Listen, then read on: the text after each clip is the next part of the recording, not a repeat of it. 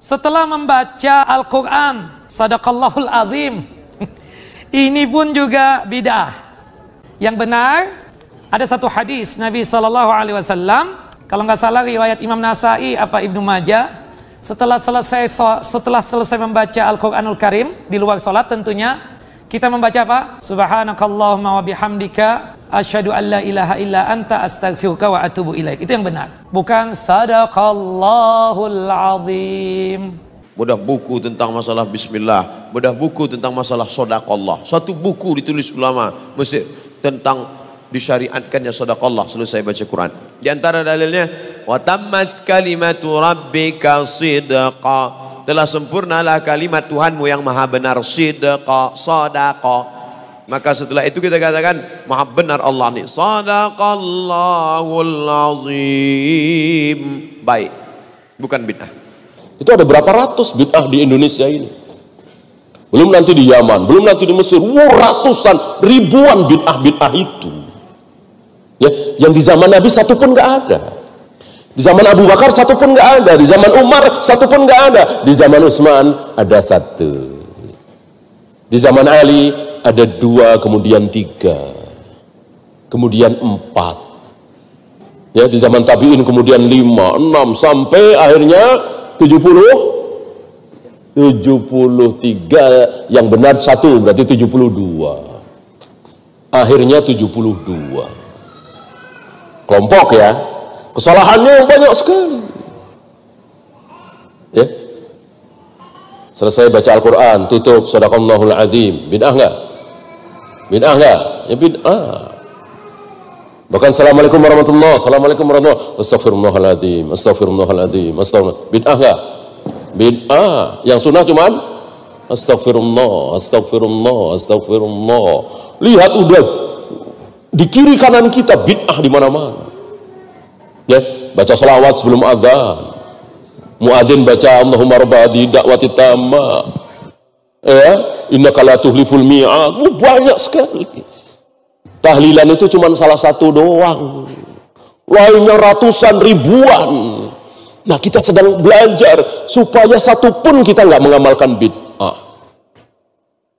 Ya, tentu mereka yang biasa bid'ah dan nggak tahu ini, dikit-dikit bid'ah, dikit-dikit bid'ah. Bukan dikit-dikit, banyak. Ya, siapa bilang dikit-dikit bid'ah? Banyak. Ribuan bid'ah itu di kiri kanan kita. Kalau kita nggak belajar, kena kita terjerumus. Maka kita terus belajar yang disunahkan Nabi itu yang kayak apa. Ya, antum kira minal aizin wal faizin bukan bid'ah? Mana ada Rasul dan para sahabat habis sholat Id mengucapkan minal aizin wal faizin? Nggak ada contoh. Yang dicontohkan oleh para sahabat adalah taqabbalallahu minna wa minkum. Bahkan yang sangat terkenal dari TK kita apal, mau makan, Allahumma barik lana fima razaqtana. Itu dhaif hadisnya. Allahumma lakasumtu ketika berbuka, wa bika amantu dan seterusnya. Ini hadisnya dhaif, mengadzankan bayi hadis. Udah berapa ini? Ya. Disinilah perlunya kita belajar agar kita tahu mana yang sunnah, mana yang bid'ah. Kalau kita tahu, insya Allah dengan demikian antum ada profesor, doktor, berjenggot, bersorban, tidak isbal, sekali waktu ngajak maulid misalnya, udah tinggalkan. Sekali mengatakan Allah ada di mana-mana, udah tinggalkan. Ya, antum punya modal. Kalau nggak punya modal, gimana bisa tahu? Ya seperti orang-orang awam itu. Yang penting banyak penontonnya, yang penting banyak followersnya, yang penting banyak dikagumi. Kita tidak. Yang penting dia mengikuti sunnah Rasul apa tidak. Wallahu a'lam. Ada lagi. Jadi kalau ada imam, ada fatwa itu tersebar. Gede itu fatwanya tersebar di mana-mana sehingga orang pada bingung. Jadi kalau mengatakan shadaqallahul azim, bid'ah. Waduh, innalillah. Kalau Anda tidak membaca nggak apa-apa. Memang kalimat shadaqallahul azim itu memang tidak pernah Nabi mengajarkan seperti itu. Dan Nabi tidak pernah mengajarkan waktu selesai baca Al-Quran ya shadaqallahul azim. Tidak pernah ada Nabi mengajarkan seperti itu. Tapi bukan berarti orang ngomong shadaqallahul adzim langsung dikatakan salah. Sebelum kita bicara tentang riwayat atau hujjah, begini loh ya. Kalau orang mau selesai baca Al-Quran itu, ya terserah Anda ngomong apa. Setelah, misalnya setelah selesai ayat, kemudian selesai, itu ya boleh, boleh. Cuma tidak ada pahalanya. Selesai. Diganti sholawat juga boleh. Nanti jadi bid'ah kalau sholawat ajib. Kalau selesai nggak bid'ah, macam aneh. Maksudnya itu lafadznya shadaqallahul adzim secara zahir lafadznya begitu, tapi maknanya ngasih tahu kalau saya sudah selesai. Yang pertama, memberitahu kalau selesai baca Al-Quran.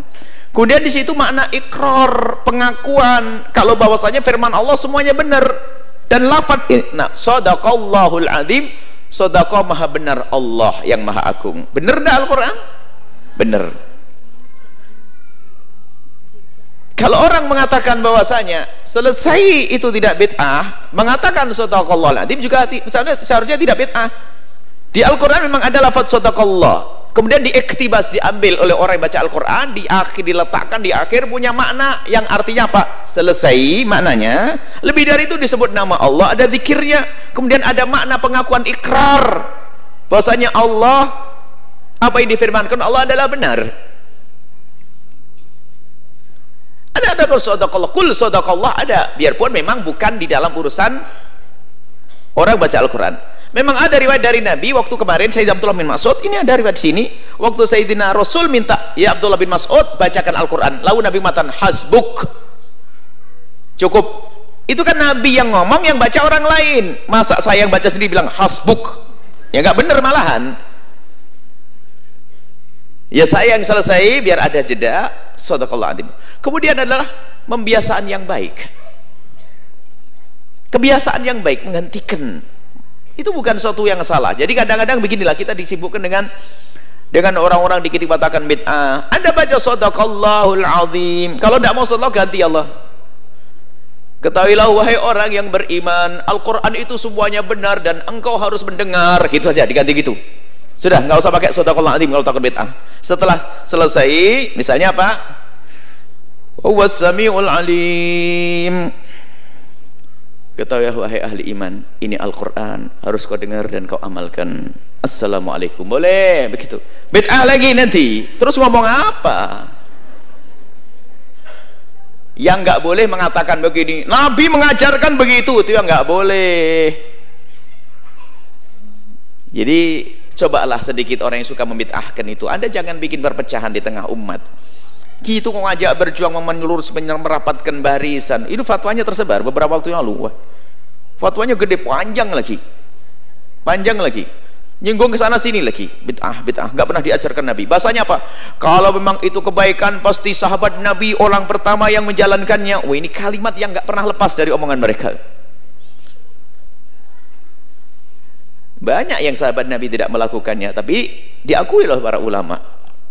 Cara mengakhiri bacaan Al-Quran adakah dengan membaca Sadaqallahul Azim? Bacaan atau ucapan Sadaqallahul Azim sejurus selepas membaca Al-Quran tidak ada asasnya dalam As-Sunnah. Tidak pernah dilakukan, tidak pernah dibacakan sedemikian oleh Nabi SAW ataupun para sahabat. Sedangkan kalau kita lihat maksudnya Sadaqallahul Azim, telah benar Allah yang Maha Agung. Perkataan itu adalah puji-pujian bagi Allah SWT. Yang ini memperakui kebenaran Al-Quran, dan Al-Quran sememangnya benar. Al-Quran itu semua kalam Allah. Tinggal lagi, puji-pujian ini adalah ibadah. Memuji Allah adalah ibadah. Sedangkan ibadah itu perlu kepada dalil. Tidak ada apa ibadah yang kita nak laksanakan melainkan hendaklah dia mempunyai asas dan dasarnya dalam Al-Quran dan hadis. Sedangkan dalam hal ini tidak ada petunjuk yang demikian bahawa Rasulullah atau sahabat bila selesai membaca Al-Quran mereka mengucapkan Sadaqallahu Al-Azim. Apa yang ada ialah apabila sahabat sedang membaca Al-Quran telah diminta oleh Nabi SAW, bila Nabi nak minta minta dia berhenti, Nabi kata hasbuk, cukup bagi engkau. Demikian Rasulullah menghentikan bacaan sahabat itu dengan mengucapkan hasbuk. Nabi tak kata sadaqallahul azim seperti barangkali dilakukan di sekolah-sekolah dan seumpamanya. Jadi ini yang sepatutnya diamalkan atau dihidupkan. Kalau si guru nak minta murid itu berhenti bacaan Al-Qurannya, maka diucapkan hasbuk. Itu sunnahnya, bukan sadaqallahul azim. Baik, kalau bukan sadaqallahul azim, ada atau tidak bacaan ucapan lain yang boleh diucapkan? Di sini adanya riwayat yang sahih daripada Aisyah radhiyallahu anha. Dia mengatakan, ma jalasa Rasulullah sallallahu alaihi wasallam majlisan qad, tidaklah Rasulullah duduk dalam mana-mana majlis, wala tala Qur'anan, atau dia membaca ayat-ayat suci Al-Quran, wala salla salatan, atau dia mengerjakan suatu salat, illa khatama dhalik bi kalimat, menyudahinya dengan membaca beberapa perkataan. Apakah perkataan itu? Selepas Nabi selesai majlis, atau selesai membaca ayat suci Al-Quran, atau selesai salat, apakah perkataan-perkataan itu? Kata Aisyah, subhanaka wa bihamdik la ilaha illa ant astaghfiruka wa atubu ilaik, atau apa yang disebut sebagai zikir kafarah majlis. Ini yang boleh diucapkan selepas kita selesai membaca Al-Quran. Maka kita meyakini bahwa perkataan firman yang paling benar mutlak adalah kitab Allah. Asdaq itu paling benar. Kalau kita ingin membenarkan apa yang disampaikan Nabi, ingin mengatakan benar ya Rasulullah, Quran itu benar, kita bukan Al-Quran, maka kita katakan sadaqallah wa sadaqa rasuluh, ya kan? Allah maha benar dan Rasulnya benar ketika menyampaikan. Kenapa khatib yang mengatakan sadaqallah wa sadaqa rasuluh nggak disoal, ya kan? Nah, kalimat itu kalau kita ingin bawa untuk membenarkan Al-Quran, setelah kita baca maka kita katakan sadaqallahul azim, seakan-akan kita takrim dan mengamalkan apa yang ditujukan oleh Nabi ketika Nabi mengatakan fa inna asdaqal hadithi kitabullah, yang paling benar yang harus kita yakini, kita amalkan adalah kitabullah, itu Al-Quran. Maka kita baca Al-Quran, begitu kita baca, yang kita baca itu bukan sekedar baca, karena bukan kitab biasa, maka kita yakini ini kebenarannya, ini harus kita amalkan, maka kita ungkapkan dengan lisan kita sadaqallahul azim, dari mengambil dari isyarat Nabi dari kalimat tadi. Dan itu ulama yang meriwayatkan sampai dengan ke kita, ulama mempraktikkan, ya kan? Jadi tidak ada masalah di sini, kita nggak bisa hukumi bid'ah. Bid'ah itu terkait dengan ibadah. Ibadah itu saat bacaan Qurannya. Sementara ini di luar Al-Quran, ya kan? Kan nggak ada contohnya dari Nabi. Ingat Joni, jadi kan setiap hukum itu kan ada 4 tadi itu. Ya, nggak semua kalau nggak ada contoh nggak dikerjakan. Sekarang kita balik tanya, contohnya apa coba? Kan nggak ada. Dari situ kita ambil isyarat takrim untuk memuliakan Al-Quran, diambil tadi dan tidak bertentangan dengan syariat. Jadi ngajinya kita perdalam lagi dalam konteks itu.